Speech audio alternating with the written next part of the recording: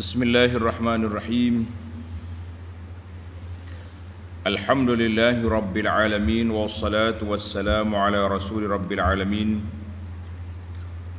nabiyyina Muhammad ibn Abdillah wa ala alihi wa sahbihi wa man walah, amma ba'du. Muslimin dan muslimat, para pelajar, para penonton sekalian, Assalamualaikum warahmatullahi wabarakatuh. Alhamdulillah, kita panjatkan kesyukuran kepada Allah Azza wa Jalla. Dengan limpah kurnia-Nya kita dapat meneruskan pengajian kita dalam tafsirul Quran, surah Al-Isra, surah yang ke-17, juzuk yang ke-15. Kita masih lagi di awal surah.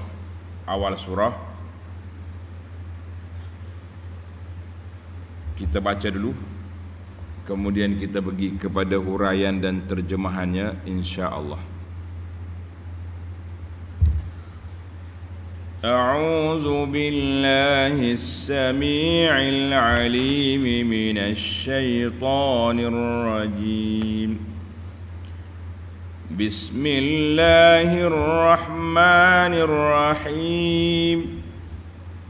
Subhanalladzi asra bi'abdihi laylan minal masjidil haram إلى المسجد الأقصى الذي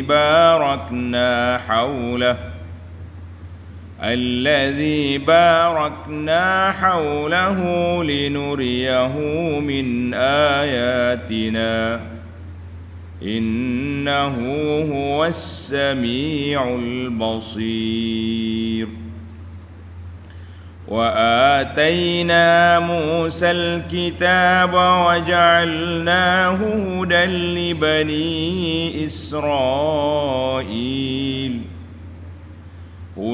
لبني إسرائيل ألا تتخذوا من دوني وكيلا ذرية من حملنا مع نوح إنه كان عبدا شكورا. Dengan nama Allah yang Maha Pemurah lagi Maha Mengasihani. Subhana, Maha Suci Allah daripada segala perkara yang tidak layak bagi zat Allah Ta'ala yang Maha Tinggi, yang Maha Agung. Itu makna Subhana, Maha Suci Allah daripada segala kekurangan. Yang kurang itu bukan Allah, yang lemah itu bukan Allah. Allah yang Maha Suci, yang telah menjalankan hamba-Nya Nabi Muhammad sallallahu alaihi wasallam pada malam hari dari Masjidil Haram di Makkah ke Masjidil Aqsa di Palestin,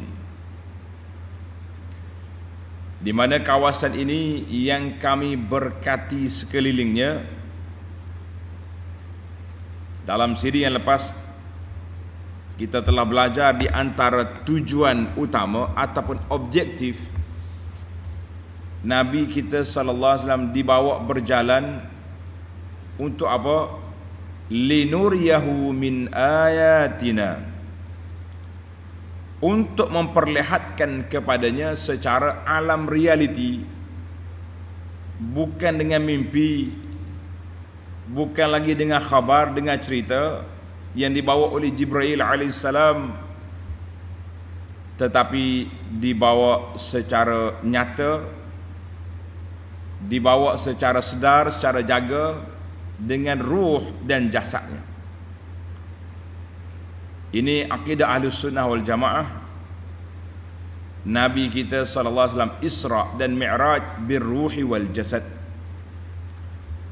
Pergi cara jaga, yaqazatan. Bukan tidur. Bukan tengok ru'ya manam. Tak ada. Allah nak memperlihatkan kepadanya sallallahu alaihi wasallam secara jaga akan tanda-tanda kekuasaan dan kebesaran kami. Kata Tuhan, sesungguhnya Allah jualah yang amat mendengar lagi amat mengetahui. Jadi alhamdulillah, dalam siri yang lepas kita telah bincang tentang ayat ini mengandungi mukjizat yang besar, disebut dengan nama mukjizat Al-Isra wal Mi'raj. Apa makna Isra? Isra makna berjalan malam atas bumi. Walaupun dia naik burak kenderaan, tapi kenderaan itu masih lagi atas bumi. Mi'raj makna apa? Naik dari Baitul Maqdis naik ke langit. Kalau orang hari ini orang bangga dengan angkasawan, oh ini angkasawan naik ke mana ke atas, sudah dikenal angkasawan, maka Nabi sallallahu alaihi wasallam sudah jadi angkasawan pada masa itu. Jet dianya perjalanan dia di bumi burak, kemudian dibawa naik oleh malaikat Jibril. Bagaimana cara perjalanan, Allah Ta'ala yang maha mengetahui. Itu semua di bawah kuasa Allah. Dalam masa sekelip mata, satu malam Nabi telah mengembara ke alam tinggi, alam angkasa, sampai ke Sidratul Muntaha, sampai ke tempat yang tak boleh disampai oleh makhluk. Setakat tu Nabi kita setelah naik ke atas sallallahu alaihi wasallam. Itu dia panggil, tujuannya Allah Ta'ala nak memperlihatkan alam yang besar di atas sana, cakrawala. Nabi sudah tengok, Nabi juga sudah bertemu secara bersemuka, bukan di atas talian, dengan para nabi-nabi alaihimussalatu wassalam yang tersebut nama mereka dalam Al-Quran seorang-seorang. Kan dalam hadis yang panjang Nabi kata apa dalam hadis yang panjang tentang Isra dan Mi'raj, iaitu utitu bil buraq. Ketika Nabi berada di Mekah, ada kata di Hijr dekat Kaabah, ada kata dia di rumah Ummu Hani, sepupu dia. Maka yang pentingnya minal Masjidil Haram, dari Mekah, dari Masjid Haram. Datang borak bawa Nabi sallallahu alaihi wasallam sampai ke Baitul Maqdis, sekejap dia. Maka Nabi kita ikat borak dia tu di halaqah di Baitul Maqdis, tempat parking para anbiya alaihimussalatu wassalam. Nabi-nabi dulu dia parking kat situ, dia punya kenderaan mereka, sama ada kuda atau unta, Nabi kita ikat tempat yang sama. Kemudian Nabi masuk dalam masjid, solat. Selepas daripada itu Jibril datang bawa dua bekas, satu susu, satu bekas lagi arak. Nabi pilih susu. Jibril mengatakan ikhtartal fitrah. Rasulullah sallallahu alaihi wasallam telah memilih fitrah, asal jadi manusia susu. Arak tak pilih, tapi Nabi tengok je. Ramai dah orang yang termabuk arak.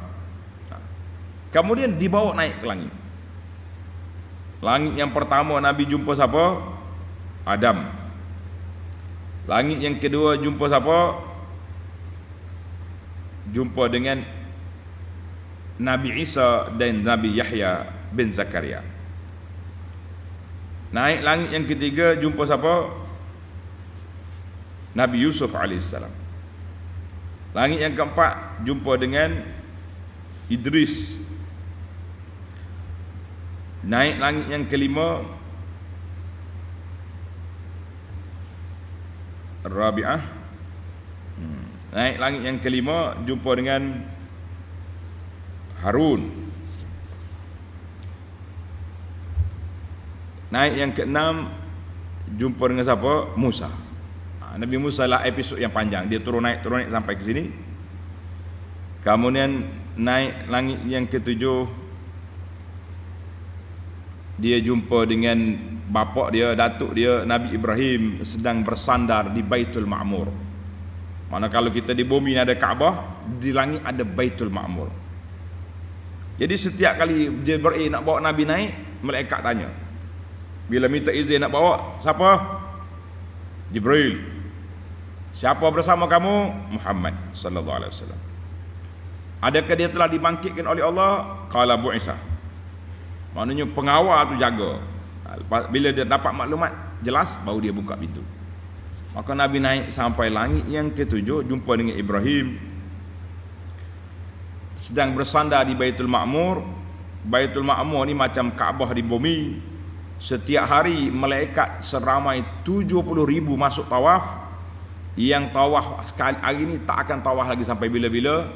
Itulah gambaran bilangan malaikat. Ramai mana malaikat?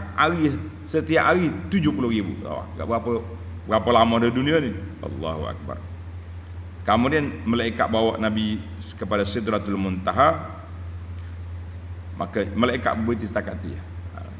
Falamma ghasyiha min amrillah ma ghasyiha taghayyarat. Maka Nabi pun tengoklah benda-benda yang pelik. Selepas daripada itulah dia diterima 50 waktu solat, berulang-alik dengan nasihat Nabi Musa. Akhir sekali solat tinggal 5. Alhamdulillah. Musa kata, 5 banyak lagi tu, naik. Nabi SAW kata, tak boleh lah Musa, aku malu dengan Tuhan. Nak naik-naik lebih-lebih lagi kan? Alhamdulillah dibawa turunnya 5 solat ganda 10. Jadi solatnya 5 tapi pahalanya 50 macam yang asal juga. Allahu Akbar. Baiklah, panjang cerita ni. Hadis ni dalam Muslim dan lain-lain kitab.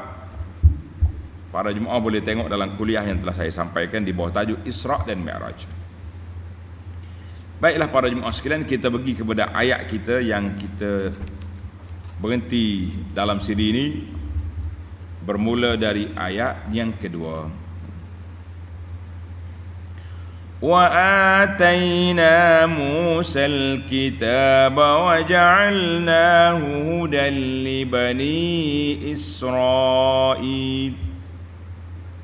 هدى لبني إسرائيل ألا تتخذوا من دوني وكيلا. Dan kami telah memberikan kepada Nabi Musa alaihi wa ala nabiyyina salatu wassalam kitab Taurat. Nabi Musa dapat kitab Taurat. Dan kami jadikan kitab itu petunjuk hidayah bagi Bani Israel. Tengok nota di bawah. Yakni sebagaimana Nabi kita Muhammad sallallahu alaihi wasallam diberi sebesar-besar kemuliaan dengan Isra' dari Masjidil Haram di Makkah ke Masjidil Aqsa di Palestin. Kita sudah maklumkan makna Aqsa, makna masjid yang jauh, kerana akan ada masjid yang dekat tak lama lagi. Dan dari sana dibawa Mi'raj ke langit serta bermunajat dengan Allah Azza wa Jalla. Nabi dibawa terus ke langit bermunajat. Dan juga telah diberikan kitab Al-Quran, yang menjadi hidayah petunjuk ke jalan yang adil dan betul untuk seluruh umat manusia. Maka demikian pula halnya Nabi Musa telah pergi ke Gunung Tursena, Bukit Tursena, dan telah bermunajat dengan Allah dan dapat berkata-kata dengan Allah sehingga digelarkan Nabi Musa dengan nama Kalimullah. Apa makna Kalimullah? Nabi yang banyak berkata-kata dengan Allah, serta diberikan kepadanya kitab Taurat untuk menjadi hidayah petunjuk kepada kaumnya, yakni Bani Israel. Ini cerita Nabi, cerita apa? Cerita di antara Nabi Musa dengan Nabi kita Muhammad sallallahu alaihi wasallam. Nabi kita dalam ayat ini diberi kemuliaan dengan Isra', menerima salat, Nabi Musa juga telah diberi kemuliaan dengan bermunajat dan mendapat kitab Taurat. Kitab Taurat. Nabi sallallahu alaihi wasallam telah diberi suatu benda yang ajaib, iaitulah dipanggil mukjizat. Allah SWT yang Maha Suci telah memperjalankan dengan kuasanya hamba-Nya, dianugerahkan kepada Nabi sallallahu alaihi wasallam daripada ayat-ayat yang jelas dan nyata dalam waktu yang pendek. Nabi Musa alaihissalam juga telah diberi anugerah oleh Allah Azza wa Jalla berjalan malam daripada Madian nak pergi ke Mesir. Maknanya Nabi kita berjalan malam, Musa berjalan malam. Malam gelap gelita, dia dengan isteri dia, tiba-tiba dia tengok ada cahaya depan. Musa kata, tunggu sini, aku nak pergi tengok api itu, nak ambil cahaya. Gelap. Itulah katanya Nabi Musa alaihissalam,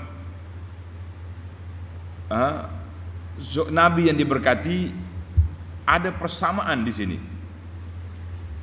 Maka terdapat banyak kisah dalam Al-Quran. Allah Ta'ala sebut Al-Muqaranah, maknanya sebut sekali, twin. Apabila menyebut Nabi Musa, dia sebut Nabi kita Muhammad sallallahu alaihi wasallam. Bila disebut Taurah, disebut Al-Quran. Maknanya Musa, Muhammad sallallahu alaihi wasallam. Taurat, Quran. Itu dia panggil ada kembar di situ, dari sebutan. Dalam suratul Nahl yang lalu ada ayat yang kembar, iaitulah di antara solat dengan zakat. Solat dengan zakat. Dalam ayat ini dikembar di antara Musa dengan Muhammad, di antara Taurah dengan Al-Quran. Al-Quran lebih tinggi, Nabi lebih tinggi. Tetapi bila ada muqaranah, menunjukkan kepada tasyrif, kemuliaan kepada Nabi Allah Musa alaihi salam. Allahu Akbar. Apa dia fungsi kitab Taurah? Apa dia? Wa ja'alnahu hudan li bani Israil. Dan kami jadikan kitab Musa itu petunjuk, pintu apa ni orang panggil, tuntunan ataupun bimbingan kepada Bani Israel menuju ke jalan kebenaran. Allahu Akbar. Apa dia jalannya? Alla tattakhizu min duni wakila. Allah SWT peringatkan kepada Bani Israel, alla tattakhizu, serta kami perintahkan kepada mereka, janganlah kamu jadikan yang lain daripadaku, daripada Allah sebagai Tuhan, untuk menyerahkan urusan kamu kepadanya. Jangan ambil lain daripada Allah Ta'ala sebagai sembahan, sebagai tempat permohonan, tempat perlindungan, tempat pemujaan. Tidak. Ini sehari dua ni timbul Sivalingam. Orang yang kata Sivalingam, dia kata orang Islam ni sembah batu. Dalam Kaabah tu ada Sivalingam, kita kata jangan duk mengarut lah. Lakum dinukum, agama kamu lah. Kalau tak tahu jangan cakap tentang agama kita. Ini kita kata nak tahu tentang Islam, buka Quran. Jangan duk buka Google. Hidup sibuk cari agama kita dengan Google, jumpa Sivalingam. Jangan kacau. Kalau kita nak kaji agama orang, baca dalam kitab dia. Apa dia cakap? Tak faham, tanya dia punya istilah kepada mahaguru mereka. Jangan tafsir sendiri, tak agama orang rusak. Jadi timbullah polemik, timbullah perbalahan. Sebab apa? Sebab kita rempuh masuk dalam rumah orang tanpa pintu. Ini bahaya. Bahaya kita kata. Baiklah. Siapakah orang yang telah dihantar oleh Allah Azza wa Jalla? Pengikut Nabi Musa ni siapa? Tengok ayat yang ketiga. Zurriyata man hamalna ma'a Nuh innahu kana 'abdan syakura. Wahai keturunan. Tadi Allah Ta'ala pesan kepada siapa? Walaqad ataina Musa al-kitab. Mana Musa ni dia pergi kepada siapa? Kepada Bani Israel. Kepada Bani Israel. Bani Israel ni mari mana? Iaitulah keturunan orang-orang yang telah kami bawa bersama-sama dengan Nabi Nuh di dalam bahtera. Nabi Nuh, tanda pelajar, Nabi Nuh ini dianggap sebagai bapa kedua bagi manusia. Bapa kedua bagi manusia. Bapa yang pertama siapa? Nabi Adam. Kemudian di antara Adam dengan Nuh, kata di Ibn Abbas, asyratu qurun, ada 10 kurun. Kita tak tahu kiraan kurun ini adakah macam kita 10 abad ataupun kiraan lain, sebab umur mereka panjang, wallahu alam. Yang penting jaraknya panjang, jauh. Apabila mereka semua tidak lagi mendengar kata Nabi Nuh, Allah SWT wahyukan kepada Nuh, tidak beriman kepada kamu kecuali man qad aman, kecuali mereka yang telah beriman. Maknanya ada lagi ni kafir terus, tak mau, tak akan beriman lagi. Maka ketika itu Nabi Nuh berdoa, Rabbi la tazar alal ardi minal kafirina dayyara. Ya Allah, janganlah engkau tinggalkan di atas muka bumi ini seorang pun manusia yang kafir. Nah, penat dah lah. Bila Nabi berdoa, Allah mustajabkan doa. Yang naik bahtera selamat, yang tak naik bahtera binasa. Maka selepas daripada itu, yang tinggal lagi manusia di atas bahtera Nabi Nuh, manusia hidup lepas pada itu dianggap daripada mana? Daripada keturunan Nuh. Itu sebab dia panggil Nuh Abul Basharus Tsani. Nuh dianggap sebagai bapa datuk kepada manusia versi yang kedua. Versi pertama tu Adam lah. Nuh sendiri pun daripada Adam, daripada tanah. Mana kita ni versi yang kedua, mari daripada Adam, tapi keturunan lepas pada itu mari daripada Nuh, Sam, Ham, nama-nama dia terbahagilah. Orang ni bapa kepada Arab, orang ni bapa kepada Afrika, orang ni bapa kepada orang bangsa-bangsa lain. Itu daripada Nabi Nuh. Maka Allah Ta'ala peringatkan di sini supaya kita manusia, hei Bani Israel, mung kena ingat kepada datuk kamu Nuh alaihissalam. Siapa dia Nabi Nuh?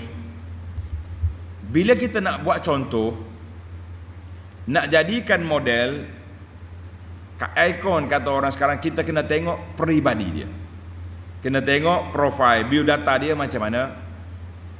Allah perkenalkan sini, innahu kana 'abdan syakura. Sesungguhnya ia, Nabi Nuh, adalah seorang hamba yang bersyukur. Tengok nota di bawah. Apa makna syukur di sini? Seruan ini ditujukan kepada Bani Israel. Apa dia Bani Israel? Bani Israel dia begini, tanda pelajar-pelajar, keturunan Nabi Nuh lepas pada turun daripada bahtera bagi dua.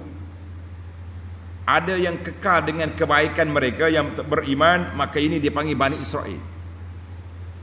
Ada yang jahat seperti pengikut-pengikut yang asal tu, anak Nabi Nuh yang tenggelam tu, geng-geng tu, maka puak tu puak jadi puak jahat, puak kafir balik. Maka Nabi peringat, Allah Taala peringatkan, zurriyata man hamalna ma'a Nuh. Seruan ini ditujukan kepada Bani Israel supaya mereka mengenangkan nikmat Allah yang telah menyelamatkan datuk nenek mereka semasa taufan dulu. Kamu kena ingat, selamatnya datuk nenek kamu sehingga lahirnya kamu ini hasil daripada mereka beriman kepada Allah.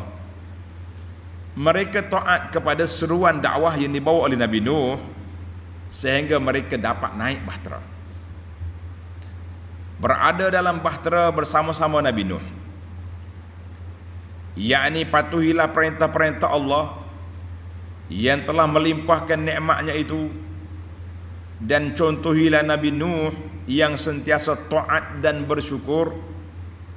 Sebab itulah ia bersama-sama pengikut-pengikutnya telah diselamatkan oleh Allah dari bahaya taufan yang mengerikan itu. Mati habis segala manusia.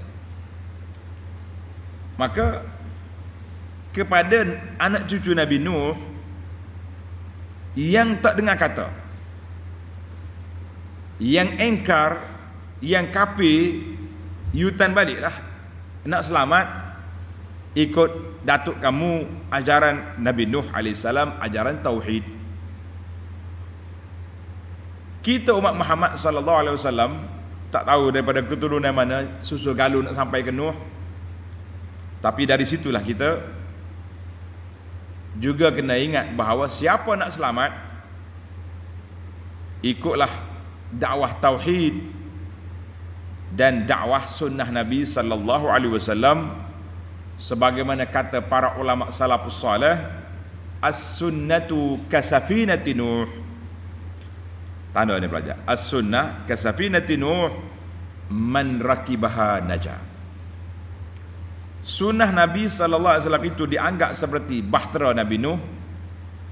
Siapa dia naik, selamat.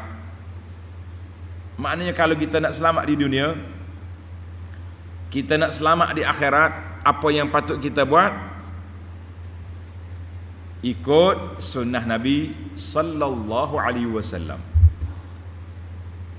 Selamat di dunia, selamat di akhirat. Tapi kalau kita tak ikut sunnah Nabi, kita pergi ikut rekaan-rekaan ahli bid'ah di dalam tauhid, di dalam ibadat, dalam apa saja pun, dalam perkara-perkara agama, bukan bid'ah teknologi, kereta, motosikal, itu dibenarkan. Antum a'lamu bi umuri dunyakum. Siapa dia masuk dalam kumpulan reka-reka ibadah, maka orang ini akan terkeluar daripada safinah dan dia dalam keadaan bahaya, boleh tenggelam bersama-sama dengan kaum Nuh. Allahu Akbar. As-safinatu as-sunnatu kasafinati Nuh. Allah. Maka kita kena hati-hati, jaga-jaga para jemaah sekalian. Innahu kana 'abdan syakura. Tuk kamu itu orang yang bersyukur.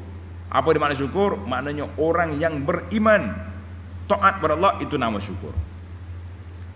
Alhamdulillah, tuan-tuan dan puan-puan boleh tengok dalam khutbah kita tentang syukur.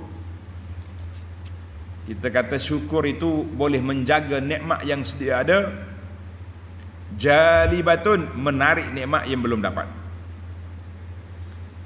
Siapa dia sayang kepada kedudukan dia ada ini, dia kena syukur. Apa makna syukur? Kita taat kepada Allah, kita ibadat kepada Allah Ta'ala, dan anugerah yang Tuhan beri ini kita gunakan dengan jalan yang diridai oleh Allah, maka itu nama dia syukur. Kalau setakat buat majlis kenduri kesyukuran tapi penuh dengan maksiat mungkar, itu maka majlis syukur, itu nama dia majlis kufur nikmat. Na'udzubillah. Kufur bukan makna kafir saja, maknanya tidak syukur nikmat. Nikmat Tuhan beri kepada kita kuasa, kita tak gunakan untuk melaksanakan Islam.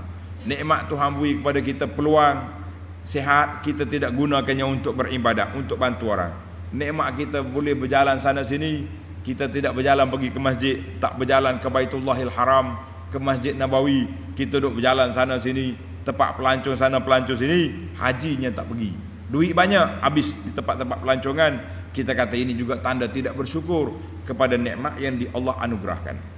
Baiklah para jemaah sekalian, dua ayat je kita ini kembar dengan ayat yang pertama yang telah kita baca dalam siri lepas.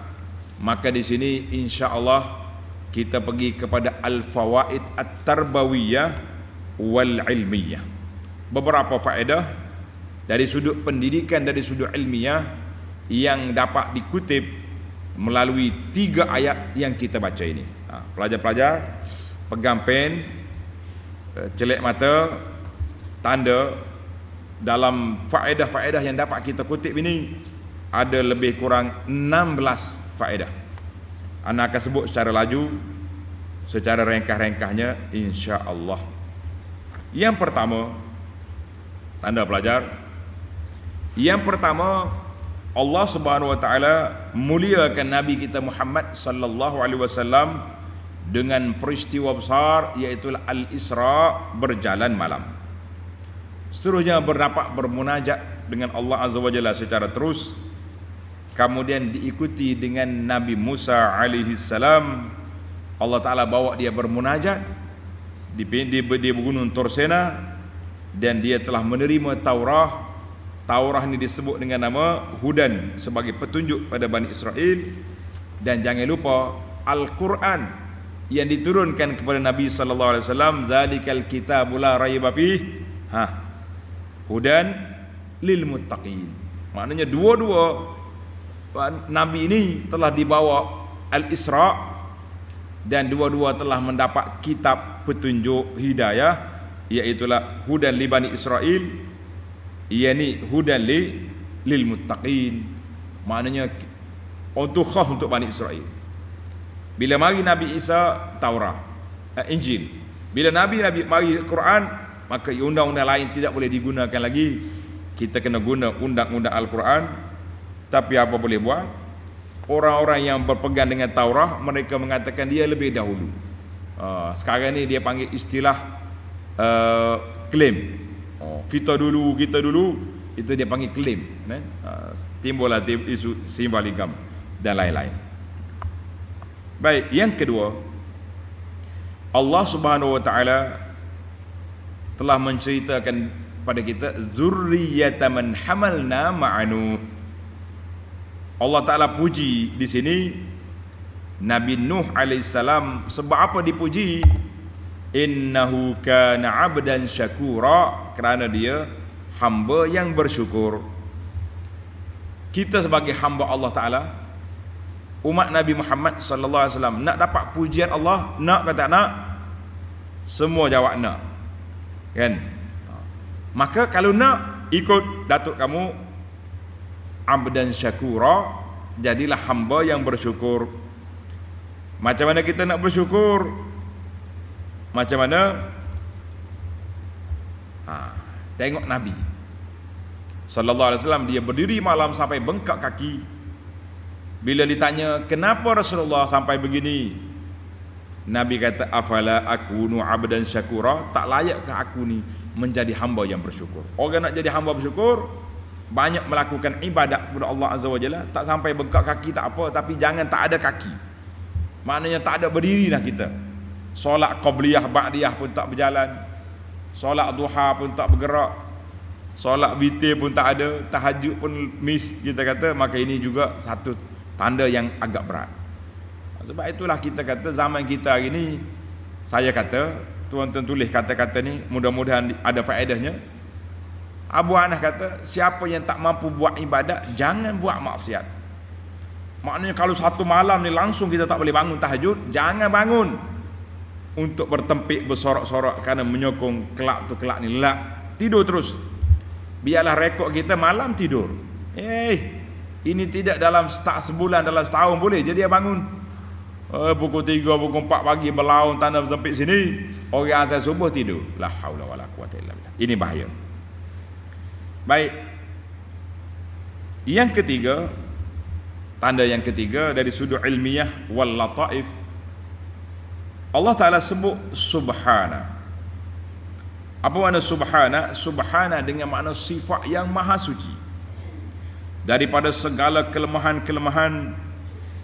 Kata di para ulama, ja'at tasbih indal ajaib. Tulis bahasa Arab yang menarik. Ja'at tasbih indal ajaib ad-dallah ala azamatihi.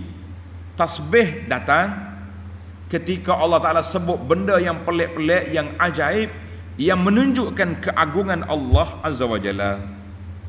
Dalam ayat ini apa yang agung? Allah Maha Suci memperjalankan hambanya di luar daripada konteks pemikiran manusia. Lebih-lebih lagi 1400 tahun terdahulu, lagilah kebingungan orang pada waktu itu bila dengar kata Nabi berjalan satu malam ke Baitul Maqdis, pagi ini berada di Mekah. Tapi zaman kita ada kapal terbang, ada jet, burak kita hari ini banyak kan. Ada nama jet, Boeing, ada nama Airbus, macam-macam nama burak kita. Kita kata kuranglah sedikit kepelikan perjalanan jauh jadi dekat. Baik, zaman itu zaman pelik. Waktu itulah bila sebut abdi subhana, ulama kata apa? Subhana, tasbih itu datang selepas adanya perkara ajaib yang menunjukkan kepada azamatullahi azza wa jalla. Yang keempat, Allah sebut di sini subhanalladzi asra bi 'abdihi. Maha suci Allah Ta'ala yang telah memperjalankan hambanya. At-ta'bir bilafzil 'abdi.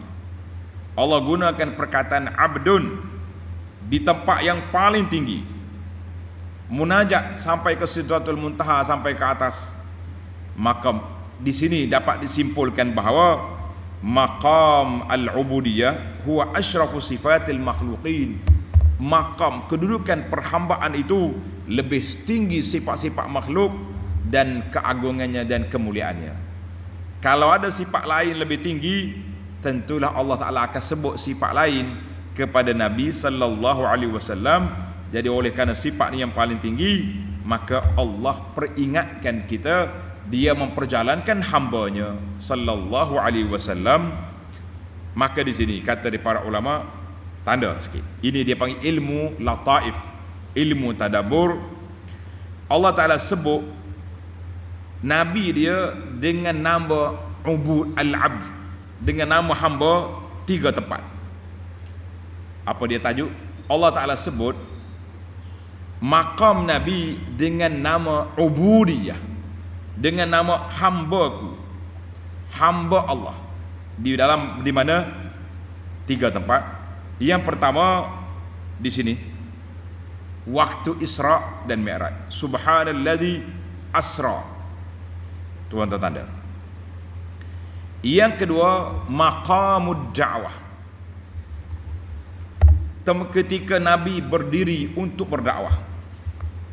Dalam suratul Jin ayat 19 Allah kata, wa annahu lamma qama abdullahi yad'uhu kadu yakununa alaihi libada. Lamma qama Abdullah, ketika bangunnya hamba Allah Ta'ala ni berdakwah, pada waktu itu jin mari, berhimpit-himpit, jin. Yang ketiga, maqam tahaddi, ketika Allah ajar Nabi cabar puak kafir. Kalau tak betul Quran aku bawa ni, bawa ayat lain. Mana ayat dia? Surah Al-Baqarah ayat 23. Wa in kuntum fi raibin mimma nazzalna ala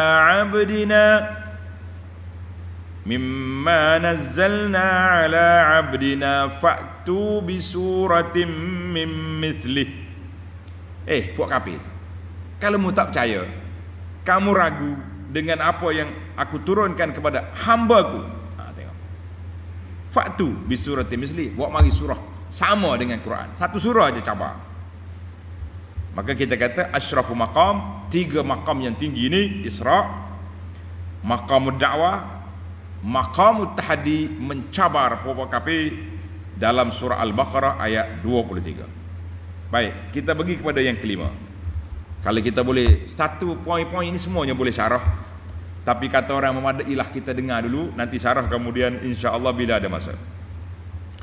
Yang kelima, Allah Subhanahu wa Ta'ala sebut bi'abdihi lailan, iaitu linuriyahu min ayatina, hamba aku supaya dia tengok. Ayat ini sharih menunjukkan bahawa Nabi kita sallallahu alaihi wasallam Isra bi jasadihi wa ruhihi yaqazatan. Nabi kita berjalan dengan ruh dan jasadnya sekali secara jaga, bukan dalam mimpi. Jelas. Yang keenam, Allah SWT sebut asra. Kata di ulama tafsir dan juga ulama lughah, al-isra kana fi awwalil lail. Kalau kata isra itu dipanggil berjalan di awal malam. Kalau berjalan di akhir malam, waktu sahur, nama lain. Ini bahasa Arab. Mari daripada mana? Daripada Masjid Haram. Masjid Haram, ada kata dia rumah Ummu Hani itu dekat je, tepi tu ya. Maka ayat ini menunjukkan kepada kelebihan bumi tanah haram seluruhnya. Maka siapa dia solat di Mekah, seluruh tanah haram Mekah, dia boleh pahala 100,000. Alhamdulillah, rezeki sahabat-sahabat kita yang duduk di Mekah, musim PKP ke musim mana, dia tak lagi Masjid Haram, tapi dia boleh solat di tanah haram, pahala dia 100,000. Faedah yang ketujuh, minal masjidil haram, daripada masjid haram. Apa makna haram? Kalau kata haram ni, al-haram dengan makna al-mamnu', tak boleh. Haram maknanya tak boleh buat, tak boleh ambil, tak boleh makan. Tapi kenapa disebut Masjidil Haram, disebut dengan makna haram, maknanya tak boleh guna?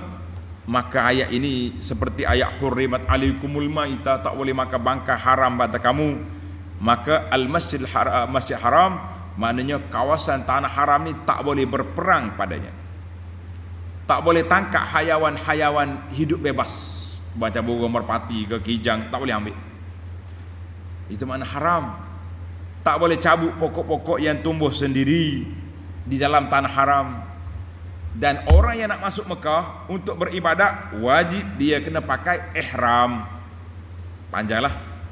Tuan-tuan tengok dalam kitab saya Makkah Al-Mukarramah, kelebihan dan sejarah, kita ada sebut tentang beberapa kelebihan Makkah ini. Alhamdulillah. Yang ke 8. Yang ke-8, Allah SWT telah tunjuk dalam beberapa ayat berkatnya, barakna haulahu, berkatnya bumi Syam dalam 5 ayat. Ana ada sebut dalam siri yang lepas, kan? Suratul A'raf 137, surah Al-Isra ini, kemudian surah Al-Anbiya 71, kemudian surah Al-Anbiya 81, kemudian surah Saba 18. Ada 5 tempat yang Allah Ta'ala sebut negeri yang diberkati. Yang ke-9, Nabi SAW dibawa berjalan dari Masjid Haram ke Masjid Aqsa. Allah Ta'ala nak memperlihatkan ayat-ayat tanda-tanda kekuasaan Allah Azza wa Jalla dengan Mi'raj. Maknanya dalil menunjukkan bahawa Mi'raj itu selepas Isra. Isra baru Mi'raj. Karena itu kita kata Al-Isra wa Al-Mi'raj. Maknanya bukan setakat Nabi kita pergi tengok Masjid Aqsa je. Sebab kalau tengok Masjid Aqsa, puak-puak kafir Mekah, penega-penega, toke-toke pergi tengok juga. Tapi Allah nak tunjuk lebih daripada itu lagi, iaitulah linuriyahu, aku nak tunjuk pada dia lebih daripada Masjid Aqsa, naik ke Sidratul Muntaha dan ke atasnya. Maka Nabi tengok, jumpa dengan para anbiya yang lain-lain. Dia jumpa dulu di bumi waktu salat, ramai-ramai berkumpul di sana. Kemudian dia jumpa pula dengan nama-nama yang disebut dalam hadis yang saya baca di awal tadi. Jumpa dengan Adam, jumpa dengan Idris, jumpa dengan Isa, jumpa dengan Musa. Nabi kita sallallahu alaihi wasallam jumpa di mana? Di langit. Allahu akbar. Baiklah, yang ke-10, linuriyahu min ayatina. Tengok, pelajar, perhati ayat. Min ayat, aku nak tunjuk kepada dia sebahagian daripada tanda-tanda kekuasaan. Kata di ulama tadabbur, ayat ini menunjukkan bahawa Nabi SAW tidak tengok Allah. Lam yara rabbahu, pada malam. Nabi tak tengok Allah Ta'ala pada malam itu, tapi dia bercakap. Tengok tidak. Kalau tengok, Allah tak kata aku tunjukkan sebahagian daripada tanda, tapi aku tunjuk aku sendiri. Itu lebih tinggi darjat. Maka kata di para ulama, masalah tengok Allah, Nabi tengok tak tengok pada malam Isra dan Mi'raj, khilafun bainas salafi wal khalaf. Khilaf. Majoriti para sahabat radhiyallahu anhum mengatakan, di antaranya hadis Aisyah yang mengatakan Nabi tak tengok Allah pada malam itu. Ada sebahagian kata tengok. Baiklah para jemaah sekalian, Nabi tengok kita tengok, itu kelebihan Allah Ta'ala bagi kepada dia. Kita kalau kita bahas panjang pun, ramai majoriti sahabat kata tak tengok. Kita berpeganglah Nabi tak tengok Allah, tapi dia bermunajat dengan Allah. Yang ke-11, kenapa Allah Ta'ala tak sebut minal masjidil haram al-mubarakah, daripada masjid haram yang berkat, tapi bila sebut Masjid Aqsa, allazi barakna, yang kami berkati. Masjid Aqsa diberkat, Masjid Haram tak sebut. Kata di ulama tadabbur, wajhul ikhtisar, disebut Masjid Aqsa saja nak menunjukkan bahawa Masjid Haram Mekah orang tahu dah masjid berkat. Puak kafir Quraisy pun reti. Tapi Masjid Aqsa telah manusia dah lupa kepada dia. Lupa dengan apa? Lupa di sana tempat Nabi-Nabi alaihi wassalatu wassalam. Mari pula puak-puak Nasara memadamkan kesan berkatnya Masjid Aqsa. Puak Yahudi pula tak mau cerita panjang. Maka Allah Ta'ala peringat di sini, allazi barakna haulahu, Masjid Aqsa yang aku berkati. Subhanallah. Yang ke-12, dia sebut Masjid Aqsa dengan bisiratit tafdil, mana masjid yang jauh sana. Sebab apa? Tanda, isyarat bahawa nanti kita ada masjid yang dekat. Selepas Nabi kita hijrah, datanglah masjid nama Madinah. Ya, Nabi kita sallallahu alaihi wasallam anjurkan supaya jangan kita mengembara untuk beribadat kecuali la tusaddu rihal, kecuali kepada 3 buah masjid. Alhamdulillah. Yang ke-13, Allah Ta'ala sebut permulaan Isra, minal masjidil haram. Nihayatul Isra mana? Ilal masjidil aqsa. Kenapa dia mula? Jawabnya ada 2 perkara. Yang pertama, nak menunjukkan bahawa jarak perjalanan Mekah Baitul Maqdis, mu jangan minggi Mekah ke Jeddah lah, Baitul Maqdis jauh sekali. Kemudian nak menunjukkan bahawa perjalanan itu mukjizat. Yang kedua, nak menjadi satu isyarat bahawa Islam ini menyatukan semua kumpulan-kumpulan Nabi-Nabi yang terdahulu. Nabi-Nabi terdahulu dia berkumpul di mana? Berkumpul di Masjid Aqsa, berkumpul di sekitar Syam, di Palestin, di kawasan itu, kan, di Mesir. Kemudian Nabi kita sallallahu alaihi wasallam daripada Mekah asal dakwah. Nabi Ibrahim di mana? Mekah. Kemudian dia balik ke Palestin. Daripada anak cucu dia duduk di sana, Nabi Yaqub, Ishak, Yusuf di sekitar Mesir. Kemudian sekarang ini Nabi kita daripada Mekah, nak cerita Ibrahim di sini, kemudian diintilak kepada Baitul Maqdis, kemudian Nabi bawa balik mula semula ke Makkah Al-Mukarramah. Dia panggil markas asas dakwah itu di mana? Di Makkah, melebar luas ke Syam, dan dia berpusat balik di Mekah. Allahu Akbar. Satu lagi, panjang pula cerita ni. Hadis Nabi sallallahu alaihi wasallam menceritakan kepada kita bahawa innal iman la ya'riz, iman akan berkumpul di Madinah. Ini kelebihan Madinah. Sebagaimana ular berjalan merayap ke sana sini dan dia akan balik ke lubang dia. Maknanya iman itu zaman Nabi pusat dakwah di situ, tersebar ke seluruh dunia. Di akhir zaman Nabi lumpuh dah, umat Islam lemah. Ketika itu iman akan berpaksi, berpusat balik di Madinah. Waktu Dajjal datang, pemuda yang bangkit itu daripada Madinah yang menceritakan tentang pembohongan Dajjal. Jangan duk cari Dajjal. Yang ke-14, Allah Ta'ala sebut di sini, innahu huwas sami'ul basir. Allah Ta'ala Maha mendengar, Maha melihat. Nak menceritakan kepada kita bahawa Tuhan dengar rintihan kita. Kalau kita ada masalah, kita mengadu kepada Allah. dan Allah Ta'ala lihat apa yang berlaku kepada kita. Maka Nabi kita berjalan tengah malam di bawah jagaan Allah Azza wa Jalla, dan semua perkara yang berlaku Allah Ta'ala dengar. Baik, kita pergi kepada yang ke-15. Allah Ta'ala sebut muqaranah di sini di antara kitab Nabi Musa dan Al-Quran, disebut di antara Musa dengan Muhammad sallallahu alaihi wasallam. Ana ada sebut di awal tadi, Musa, Muhammad. Taurah, Quran. Dua kitab yang berkembang dari sudut namanya. Dua nabi yang disebut dua namanya. Kenapa? Kerana dua kitab ini di antara kitab yang afdalul kutub, dan syariat dua ini syariat yang dekat. Dia panggil akmalus syara'i, dan kenabian juga di antaranya kenabian yang tinggi. Kerana Musa disebut dengan nama Kalimullah, Nabi kita disebut dengan nama Abdullah, dan pengikut juga ramai. Alhamdulillah. Yang terakhir, yang ke-16, kenapa disebut Nabi Nuh? Dia tak sebut Nabi-Nabi yang lain, tok nenek yang lain. Jawab je, Nabi Nuh ini telah mewakili dua kumpulan. Kumpulan yang baik, Bani Israel. Yang baik itu ikut asal daripada Nabi Nuh, dan kumpulan yang tidak baik juga mari daripada keturunan yang lain. Maka eloklah dikata, sebab itu disebut zurriyah. Zurriyah ni maknanya disebut kepada keturunan anak cucu, itu yang dikatakan zurriyah. Alhamdulillah, 16 pengajaran yang dapat kita kutip secara ringkas-ringkasnya dalam 3 ayat yang kita baca. InsyaAllah para jemaah sekalian, bermula episod yang seterusnya, iaitulah ayat yang keempat, bermula perbincangan tentang Bani Israel yang panjang hikayat dan ceritanya. Kita akan sambung dalam siri yang akan datang.